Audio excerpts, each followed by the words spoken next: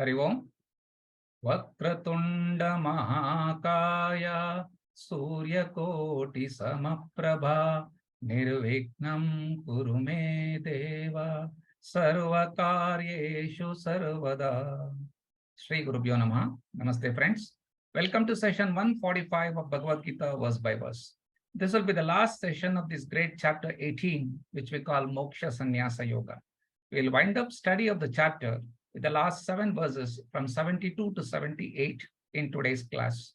Srimati Vijeta Avinash is going to chant these verses later at the end of the class. Now, before Dr. Anupama Madam gives introduction to today's class, I invite Dr. Sanjaya Banakal to give us a brief recap of the verses we studied in the last class. Dr. Sanjay, sir. Om Shri Gurubhyo Namaha.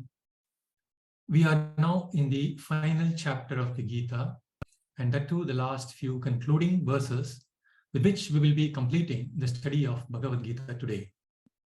Before proceeding with these verses, let us recapitulate the verses which we studied in the last class, that is from 66 to 71. Verse number 66 is a very significant verse in the Bhagavad Gita because it is the last teaching verse and summarizes the entire Jnana Yoga. Let's look at the verse. Sarvadharman parityajya mamekam sharanam vraja aham tva sarva papebhyo moksha ishyami ma shuchaha. Having renounced all actions, seek me, the non-dual, as your shelter.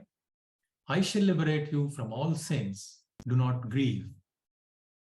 Superficially, this verse is confusing and a misleading one. However, with the help of Shankaracharya's interpretation, we have seen how the essence of Jnana Yoga could be extracted from this verse. Let us look at it once again. Dharma here has to be interpreted as action, and sarvadharman parityajya means renounce all actions, good and bad together. How is it possible to renounce all actions? It's possible under one condition. Since all actions are performed by the body and mind, it's possible to renounce actions if one disidentifies with the body-mind complex. If I am not the body-mind complex, then who am I? This will result in the inquiry of myself, inquiry into the Jivatma Swarupa, that is self-inquiry. During this inquiry, I come to know that I am not the body, but the embodied consciousness which is eternal and pure, Satchidananda Atma.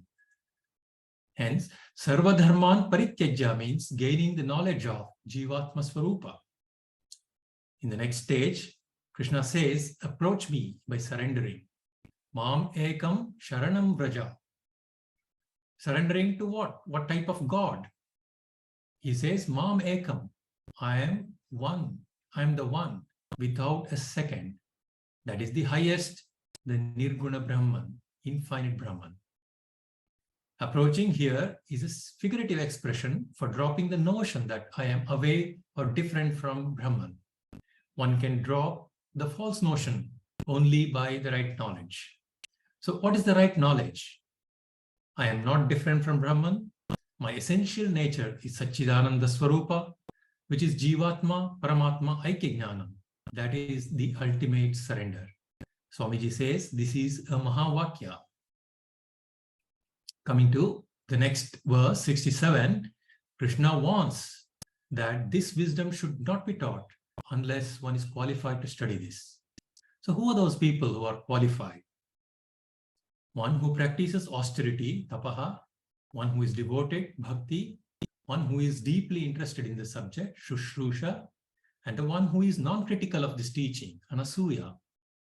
So teaching people who do not possess these qualifications is not only a waste of time, but can be counterproductive. Such people do great disservice to this wisdom. The next verse, 68, Krishna glorifies the teacher of this Bhagavad Gita and he says he will reach me sooner or later. There is no doubt about it. Such a person who teaches this wisdom is the dearest of all the people on this earth, according to Krishna. So in the next verse 70, student is glorified. What type of student is he? One who is serious and committed to the study of Gita. This systematic and consistent study is called Jnana Yajna by Krishna. That person eventually gets liberated. In verse number 71, even a casual listener is glorified. Here, for this listener is not interested in liberation as the goal of life, but such a person is devoted and non-critical of the Gita. Such a person will also get benefited by attaining higher loka, swarga. With this, I end the recap of the previous verses done. Thank you. Hari Om. Shri Gurubhyo Namaha. Sada Shiva Samarambham Shankaracharya Madhyamam Asmadacharya Paryantam Vande Guru Paramparam. Om. As we have just heard, we have seen that with verse 66, Sarva Dharman Parityajya Mam Eka Sharanam Vraja, Lord Krishna has formally concluded the Gita Upadesha. Krishna is now assessing the depth of Arjuna's understanding. Kaschit te ajnana sammohaha pranashtaha dhananjaya. In the concluding verses, we see that the impact of this teaching on Sanjaya was very similar to that on Arjuna. Sanjaya describes this Upadesha as Paramam Guhyam and the Pratyaksha Darshanam of the Lord as Adbhutam, Romarshanam. We shall start this session 72, this session with verse 72 explained by Dr. Vikram. Om Gurubhyo Namaha. Gachida etat strutam partha tavya ekagrena chetasa kachit agnana sammoha pranastaha te dhananjaya. O Arjuna, has this been heard by you with one-pointed mind? Has your delusion, born of ignorance, gone completely, O Arjuna? Arjuna, did you listen to my teaching with one-pointed mind, with total attention, wholeheartedly did you listen to my teaching? And if you had been a serious student, then the result that you get will be agnana nashaha, gnana prapti. And therefore Krishna asks, as a serious student, did you destroy your self-ignorance? I know that you are going to get definitely swarga phalam, but the teacher wants the student to get the sakshat moksha itself. Arjuna, are you a mukta purusha? In short, otherwise, am I a qualified teacher? Remember, it partly reflects upon the efficiency of the teacher also. Therefore, Krishna is concerned about himself as a Jagat Guru, Gita Charya. Therefore, Arjuna, I am yearning to know whether you are mukta or not. Then Arjuna has to answer, for a change, Krishna is very curious. All ears on what Arjuna is going to tell in next verse. Thank you. Thank you, Doctor. In this verse, we should notice one significant phrase, ekagrena chetasa. This means total attention. Krishna says, have you listened to me without any distractions? This undivided attention is a mandatory prerequisite for assimilation of knowledge. And once this jnanam is assimilated, that is, on becoming a jnana nishtha, two things happen simultaneously, instantaneously, and effortlessly. What are they? Ajnana nasha and jnana prapti. Let's listen to Arjuna's reply. Neeta will explain verse 73. Hari Om, Shri Gurubhyo Namaha. We just heard in verse 72, Krishna asks, O Arjuna, has your delusion and conflicts about born out of ignorance gone completely? Krishna is curiously awaiting Arjuna's reply. It's crucial for Krishna to see if his teaching has worked. Arjuna is answering Lord Krishna's question in this verse 73.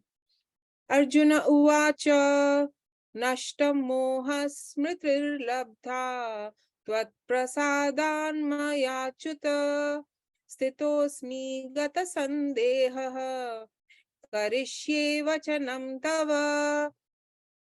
Arjuna answers, O Achyuta, my delusion is gone. I have gained self-knowledge by your grace. I remain free from all doubts.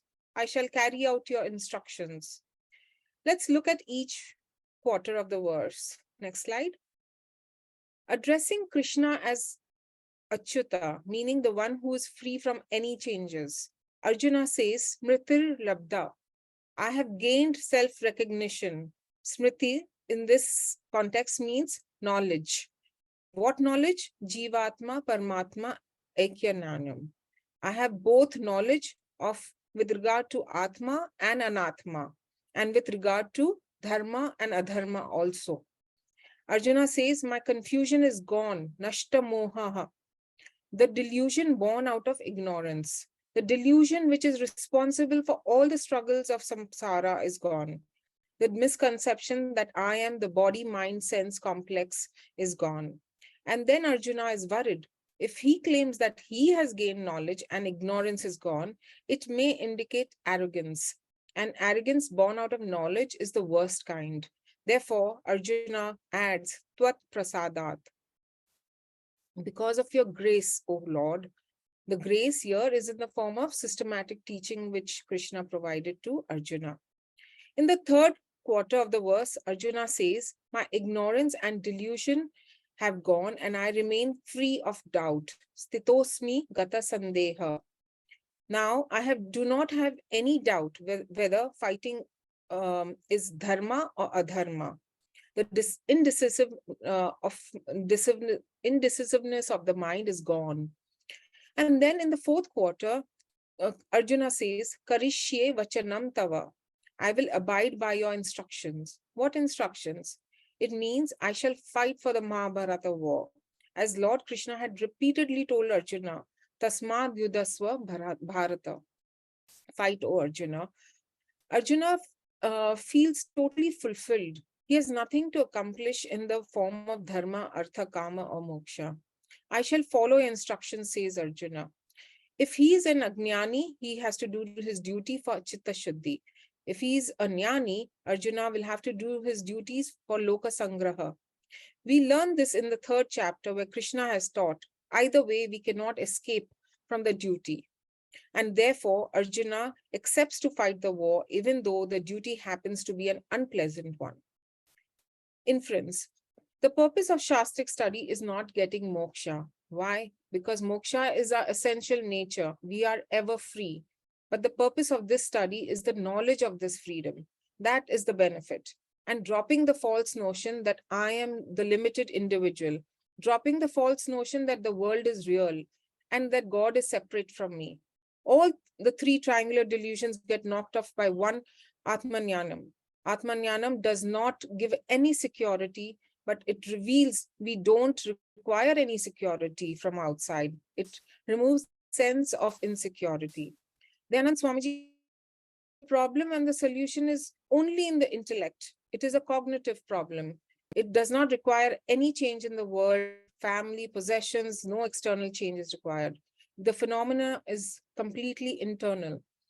With assimilation of this knowledge, the way I look at myself is changed. I don't look at myself as an individual anymore. I look at myself as the support of the entire world. This change in self-perspective is the benefit. And because of this, samsara expressed as moha and shoka, attachment and sorrow are gone. Another point Swamiji gives is, Jnani doesn't have a duty hereafter. Ahankara will always have duty. Ahankara, whether it is father ahankara, mother ahankara, husband, wife ahankara, ahankara will have duty. As long as I identify with ahankara, I will have duties. And the mind will be restless. I have to do this, I have to do that, and I will feel this burden. The moment I identify with ahankara, but the Jnani refuses to do that. He always in private claims, I am Purna Atma. And there Then when he comes down to Vyavahara, he deliberately identifies with Ahankara, puts on the Ahankara costume without feeling the burden of Ahankara, remembering that it is just a role play, it is a drama, and it has nothing to do with his Purna. And then the karmas will not be karma. It will be renamed as karma abhasa or loka sangraha. If we don't see this change in this perspective, then this Shastric study is incomplete. Sadhanas must continue. In 2.11, Krishna had started his teaching with, you are grieving for what does not deserve to be grieved for. Asocyan anvasocastvam. As you are ever free. This reply of Arjuna in this verse is a great one. My delusion is gone. I remain without conflict regarding my fundamental philosophical problem as well as my incidental ethical problem. I will fight this righteous war. Nashta moha achyuta stitosmi gata sandeha karishya vachanam tava, he says. So with this, Krishna becomes silent, as all his efforts have fructified.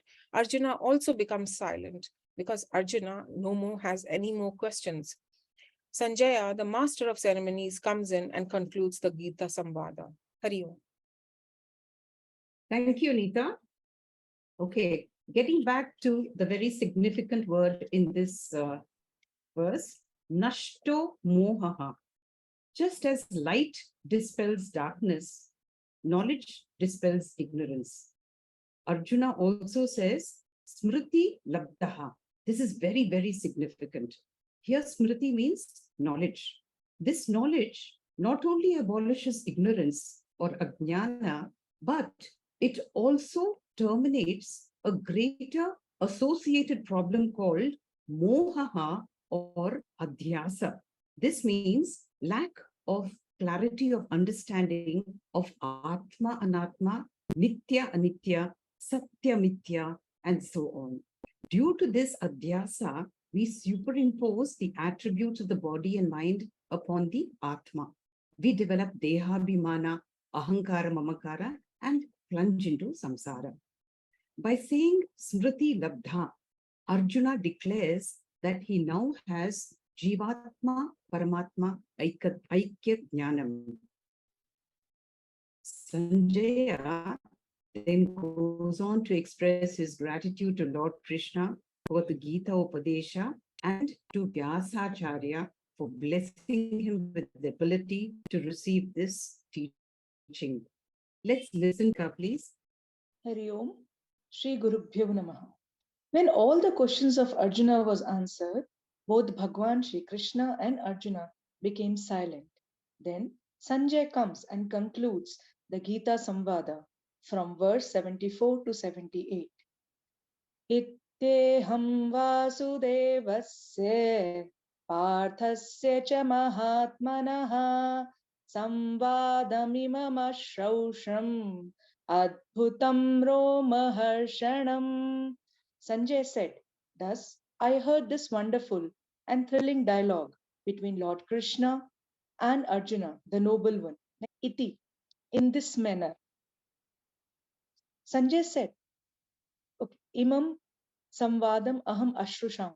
I heard this sacred dialogue which took place between Lord Krishna and Partha. Mahatmana, the great one, the glorious one.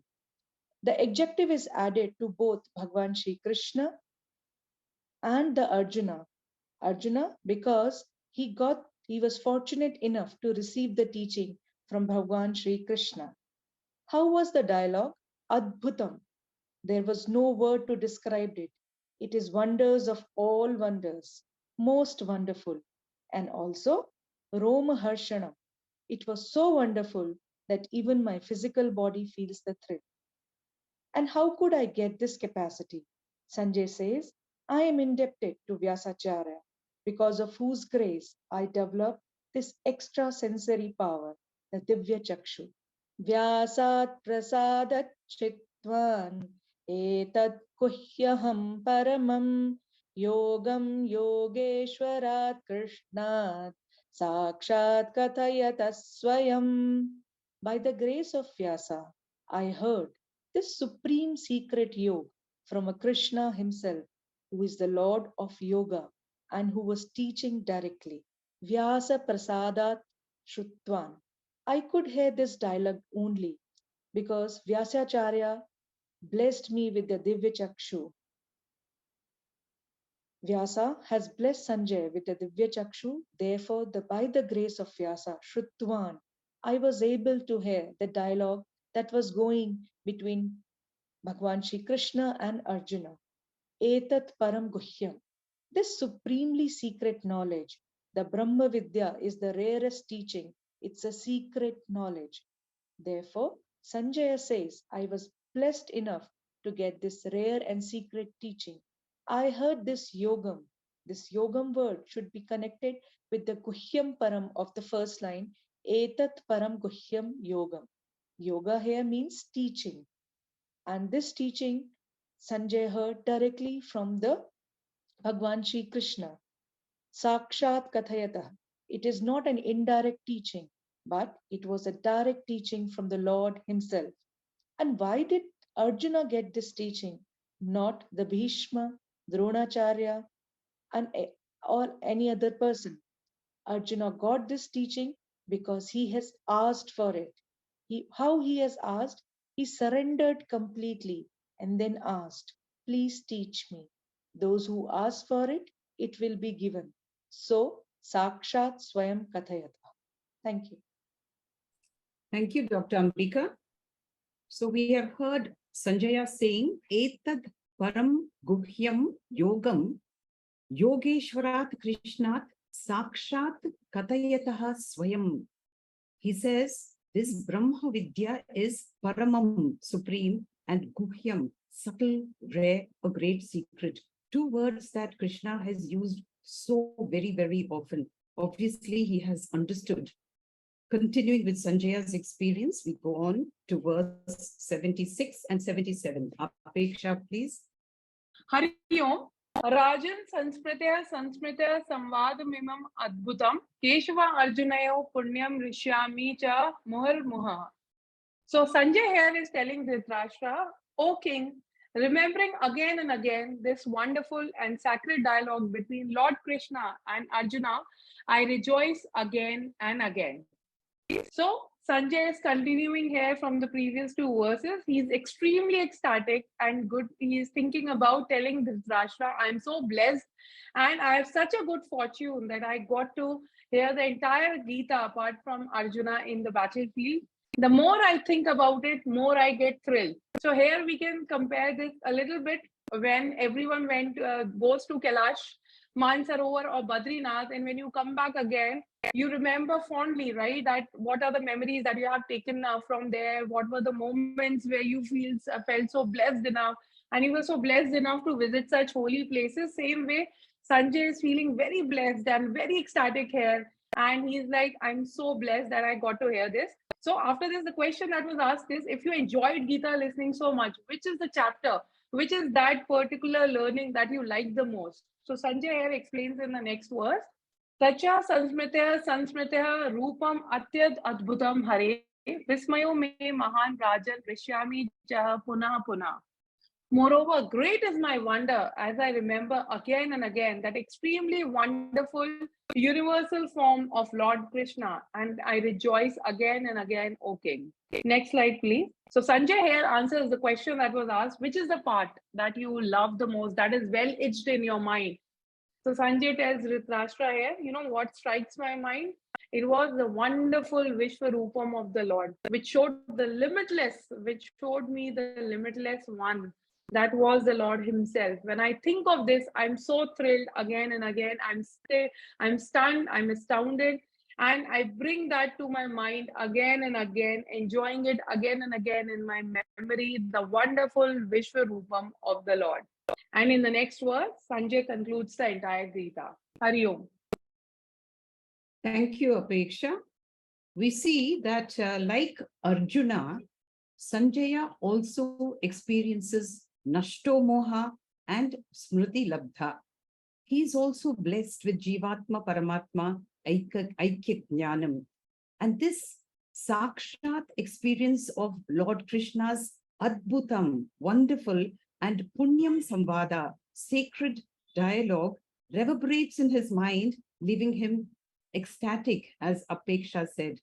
Let's now proceed to the concluding verse. Dr. Netra, please. Namaste. Hari Om Shri Gurubhyo Namaha. So now with the 78th verse, we now come to the final verse of Bhagavad Gita. Yatra Yogeshvarah Krsno, Yatra Partho dhanurdharah, tatra srivijayo bhutirdhruva nitirmatirmama. The verse 74 to 78 is the final section, as told by the previous speakers, called Upasammaraha, or Sanjaya's conclusion. The verses 74 to 75 covered Shravanam, 76 and 77 discussed Mananam, and this last verse, 78, discusses Nididhyasanam. The meaning of the verse is, wherever there is Krishna, the Lord of Yoga, and wherever there is Arjuna, the bow wielder, there will be permanent wealth, victory, prosperity, justice. This is my view, that is Sanjaya's view. Coming to the next slide, here the word dhanurdharah refers that Arjuna is fully armed. He is fully equipped to perform svadharma, symbolizes all of us who are well educated in our professional lives, skilled achievers. But as this verse says, in addition to what I have put the effort, we need Yogeshvarah Krsno, who symbolizes Atma Jnanam. This combination of Atma Jnanam and a person who is fully equipped to do svadharma leads to prosperity. Wherever Krishna is there, he is Gita Charya, Brahma Vidya Guru, teacher of Vedanta. And Arjuna with the bow represents the student. So wherever student and teacher is there, Gita wisdom is there, and this Gita is timeless. So with this, there are two things, primary and secondary benefits. The primary benefit is moksha. Secondary benefit is shrihi, means wealth, vijaya, success, bhutihi, prosperity, all forms of prosperity, nitihi, justice or fairness. So all these things, wealth, prosperity, success, all of them will be there. And this prosperity is not just transient, it is dhruva, permanent, not for a short period of time. And these are not Sanjaya's conclusions, but actually he is giving the message to the first question what Dhritarashtra had asked. And that question was, what happened in the battlefield? Victory was only on Pandava's side. So if you want to save your sons, call off the war. So he gives reason why Pandavas will win. Arjuna represents Dharma, Krishna represents Jnanam, Krishna represents Vedas. So whenever there is a dispute, the party who is on the side of Dharma will win. Sanjaya says that this is his observation. The last chance, but Dhritarashtra does not yield. So, iti Srimad Bhagavadgita. So, thus, chapter 18, Moksha Sannyasa Yoga concludes. Here, Moksha Sannyasa must not be misread as Sannyasa renunciation of moksha, but renunciation of karma, kartrutvam, leading to moksha. Om Tatsat iti Srimad Bhagavadgita Su Upanishatsu Brahma Vidyayam Yoga Shastre Shri Krishna Arjuna Samvade Moksha Sannyasa Yogo Nama Ashtadashodhyaya. Hari Om. Shri Gurubhyo Namaha. Thank you. Thank you very much, Dr. Netra. As we have just heard, Yatra Yogeshvarah Krsno, in the presence of a Brahma Vidya Guru and a person who follows svadharma. Yatra Partho dhanurdharah.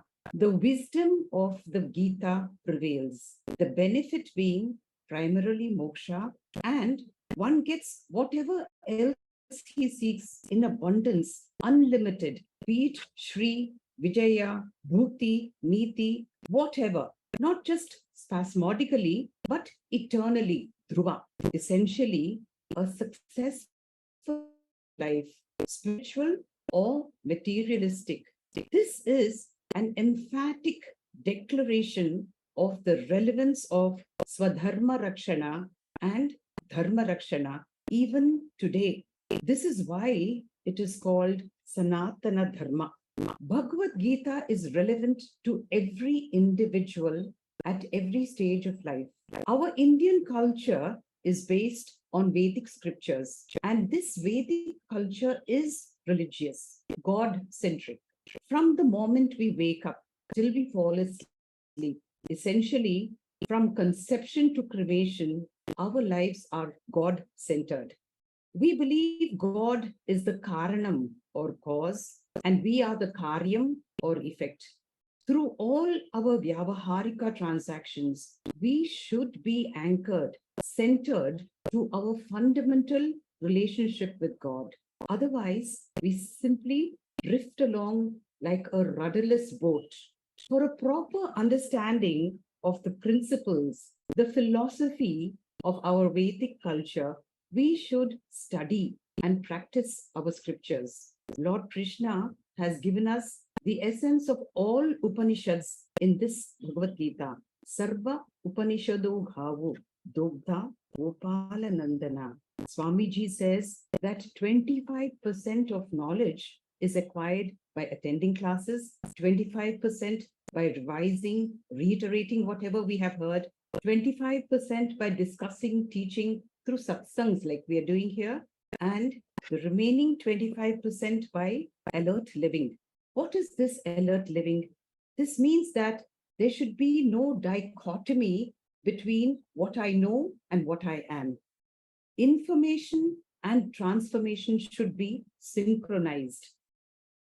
This Mundaka mantra 224 says, Yasmin Dyau Prithvi cha Antariksham Otam Manasa Pranescha Sarvaihi Tame Vaikyam Janata Atmanam Anya Vacho Vimuchata Amritasya Esha Setuhu. What does this mean? The universe is compared to a cloth. And what is this cloth made up of? Thread, woven in different ways and colors. Bhagavan is the thread. The world, be it macro or micro, is the cloth. There is no cloth without the thread. Otam, the Karya Prapancha, is woven with Bhagavan, the Karanam. Atmanam Janata means know this Karanam as myself. Aham Brahma Asmi. Sri Anandagiri in Shankaracharya's Bhajagovindam says, Bhagavadgita Kinchid Adita Tasya Yamena na Charcha. A seeker who studies the Gita even a little enough to understand the essence or the goal of life does not fear death. Why? He transcends Kala Tattvam, Yama Dharmaraja. He transcends samsara.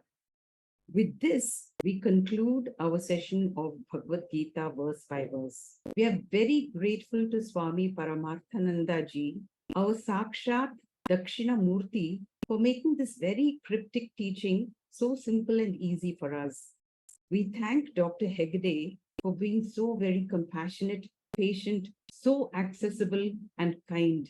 Without their help, we would not have been here. We shall now listen to Srimati Vijayata chanting these verses 72 to 78. Thank you. Hari Om Shri Gurubhyo Namaha. Kachchidedachrutam partha tvayekagrena chetasa kachchidajnana sammohaha pranashtaste dhananjaya. Arjuna uvacha nashto moha smritirlabdha tvat prasadan mayachyuta stitosmi gata sandehaha karishye vachanam tava. Sanjaya uvacha ityaham vasudevasya Parthasya cha mahatmanah samvadamimamashtrausham adbhutam romaharshanam. व्यासप्रसादाच्छ्रुतवान् एतद्गुह्यमहं परं योगं योगेश्वरात् कृष्णात् साक्षात् कथयत स्वयम्। राजन् संस्मृत्य संवादमिममद्भुतम् केशवार्जुनयोः पुण्यं हृष्यामि च मुहुर्मुहुः। तच्च संस्मृत्य रूपमत्यद्भुतं हरेः विस्मयो मे महान् राजन् हृष्यामि च पुनः पुनः। यत्र योगेश्वरः कृष्णो यत्र पार्थो धनुर्धरः तत्र श्रीर्विजयो भूतिः ध्रुवा नितिर्मतिर्मम। ॐ तत्सदिति श्रीमद्भगवद्गीतासु उपनिषत्सु ब्रह्मविद्यायां योगशास्त्रे श्रीकृष्णार्जुन संवादे मोक्षसंन्यासयोगो नाम अष्टादशोऽध्यायः। हरिः ओम्। श्रीगुरुभ्यो नमः। Harihi Om. Thank you. Thank you, Vijayta, for a flawless and divine chanting. Thank you, all speakers. Thank you, Anupama Madam, for a wonderful introduction and insightful conclusion. Thank you all participants for your active participation. And now, next class, we'll have Disha 57. Let's log in on 1st May 2023 for Disha 57 at 6:45. Now, we'll conclude this today's session with our usual Shanti mantra. Om Purnamadah Purnamidam Purnat Purnamudachyate Purnasya Purnamadaya Purnameva Vashishyate. Om Hari Om. Thank you.